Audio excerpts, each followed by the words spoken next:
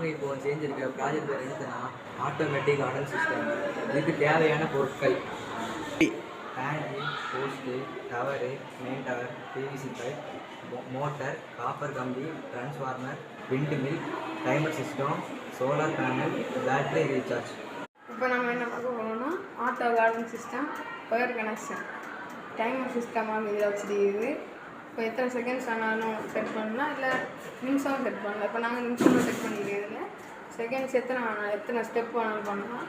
ஒரு side input, ஒரு side output, ஒரு சைடு மோட்ரு போகும், இந்த சைடு பவர் சோலார் இருக்கும்.